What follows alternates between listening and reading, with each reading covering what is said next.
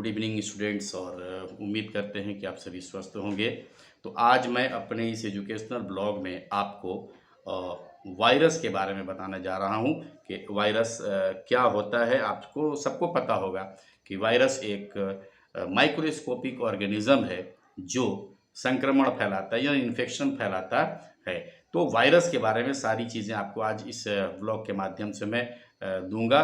उम्मीद करता हूं कि आपको आपकी जानकारी में, आपके नॉलेज में इजाफा होगा, इंक्रीज़ होगा, आपकी नॉलेज इंक्रीज़ होगी। और वैसे आप बहुत कुछ तो वायरस के बारे में जानते भी होंगे। तो ये जो वायरस है वो आप जैसा सभी जानते हैं कि वो लिविंग और नॉन लिविंग यानी सजीव और निर्जीव प्राणियों के बीच में यानी बॉर्डर लाइन पे होता है। और ये शरीर से बाहर है तो निर्जीव है, और अगर सजीव के अंदर आ गया तो वह शरीर के अंदर आ गया यानी अपने मेज़बान के अंदर आ गया तो वह सजीव हो जाता है। तो ये अपने जो मेज़बान बनाता है जिनको, वो कुछ जानवरों को अपना मेज़बान बनाता है, या पौधों को मेज़बान बनाता है, या हो सके तो कुछ माइक्रोस्कोपिक बैक्टीरिया को भी अपना मेज़बान बनाता है। दैट मीन्स उनके शरीर में ये रहता है, ठीक है, उनसे फ़ायदा लेता है और बाद में उन्हीं को नुकसान पहुंचाता है। तो सबसे पहले शुरू करते हैं वायरस के बारे में एक छोटा सा डिस्क्रिप्शन। तो वायरस जो है, एक सिंगल वायरस पार्टिकल जो होता है उसको हम लोग वीरियन बोलते हैं, और ये वीरियन एक जेनेटिक मटेरियल होता है। दैट मीन्स इसमें डीऑक्सी राइबो न्यूक्लिक एसिड और राइबो न्यूक्लिक एसिड का बंडल होता है, और ये कोशिका सेल का कभी भी एक आकार नहीं ले सकता, यानी सेल का एक शेप वो कभी भी नहीं ले सकता है। यह एक खोल के अंदर बंद होता है, सेल के अंदर बंद होता है, जिसे हम लोग वायरल कोट कहते हैं, और या कैप्सिड भी इसको कहा जाता है। वायरल कोट या कैप्सिड भी कहा जाता है। और ये जो कैप्सिड होता है वह प्रोटीन का बना होता है।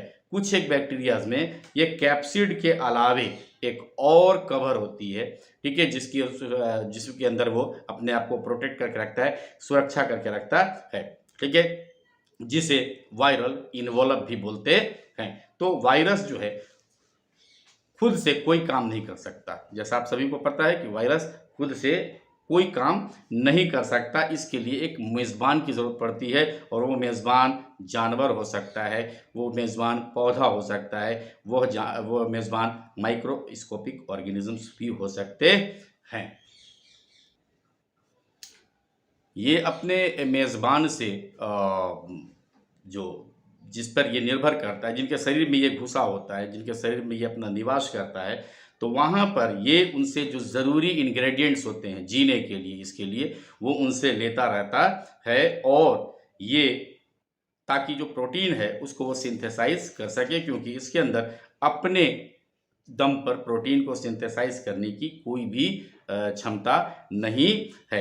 तो इसीलिए यह उनकी सहायता लेता है। साथ ही साथ ये ना तो अपने दम पर कोई एनर्जी को जनरेट कर सकता है, और ना उनको जमा कर सकता है। तो वायरस पूरी तरह से जो उसका मेटाबॉलिक फंक्शंस होता है, ठीक है, मेटाबॉलिक फंक्शंस के लिए यानी उपापचयी क्रिया यानी कैटाबॉलिज्म और एनाबॉलिज्म, सिंथेसिस और डिस्ट्रक्शन का जो प्रोसेस होता है उसको जो हम लोग कलेक्टिवली मेटाबॉलिज्म बोलते हैं। तो टोटली ये मेटाबॉलिज्म के लिए डिपेंड करता है अपने होस्ट के ऊपर, यानी जिस शरीर में ये निवास करता है, जिस शरीर में ये अंदर रहता है, उसी पर वो डिपेंड करता है। वायरस को ना तो हम लोग सजीव, मैंने पहले बताया कि ना तो हम लोग सजीव प्राणी की श्रेणी में रखते हैं, और ना ही इसको निर्जीव प्राणी की श्रेणी में रखते हैं।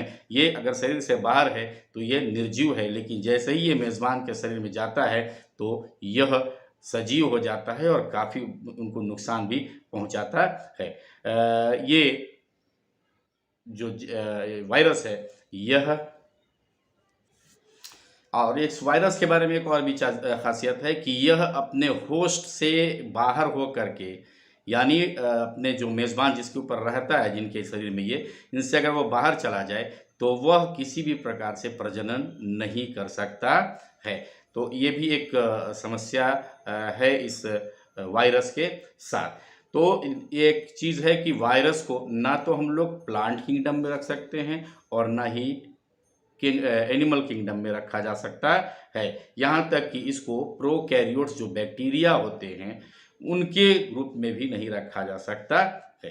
ठीक है, ये सिर्फ बीमारी फैलाते हैं, इन्फेक्शन फैलाते हैं, संक्रमण फैलाते हैं, और संक्रमण से पैदा होने वाली जो बीमारियां होती हैं उसमें वायरस का बहुत ही इम्पोर्टेंट रोल होता है। लेकिन एक चीज़ है कि अभी तक वायरस का जो एंटीबायोटिक्स है वो कोई भी असर नहीं करता वायरस के ऊपर। एंटीबायोटिक्स का कोई भी असर, यानी एंटीबायोटिक्स बेअसर हैं वायरस के अटैक में। यानी वायरस से होने वाली जो भी बीमारियां होती हैं, चाहे छोटी हो, चाहे गंभीर हो, चाहे वो सिंपल बीमारी हो, उनमें जो एंटीबायोटिक्स है वो काम नहीं करते हैं। हाँ, लेकिन शुक्र है कि इनके अगेंस्ट में जो वैक्सीन जो बना हुआ है उसमें ये काफ़ी ये जो वैक्सीन होते हैं वो काफ़ी कारगर साबित होते हैं, क्योंकि जो एंटीबायोटिक्स है उसके विरुद्ध में इसने अपने अंदर बहुत सारी प्रतिरोधक क्षमता बना रखा है। यानी वो इम्यून सिस्टम इनका है वो क्या नाम है, जो रेजिस्टेंस है,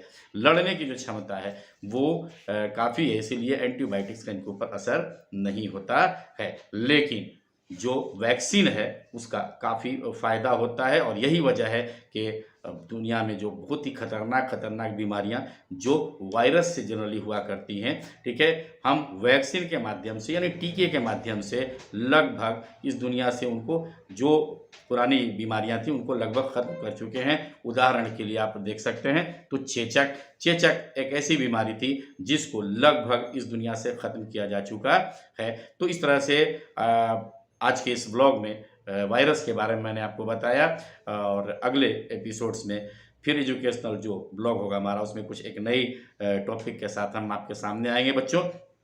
तो उम्मीद करते हैं कि आज का ये जो व्लॉग है आपको पसंद आया होगा। अगर मेरा ये व्लॉग पसंद आया है तो आप प्लीज़ इसे लाइक कीजिए, सब्सक्राइब कीजिए, शेयर कीजिए, और अगर आपने ऑलरेडी सब्सक्राइब कर लिया है तो उसके लिए बहुत बहुत धन्यवाद। अपने दोस्तों को भी इसको सब्सक्राइब करने के लिए बोलिए।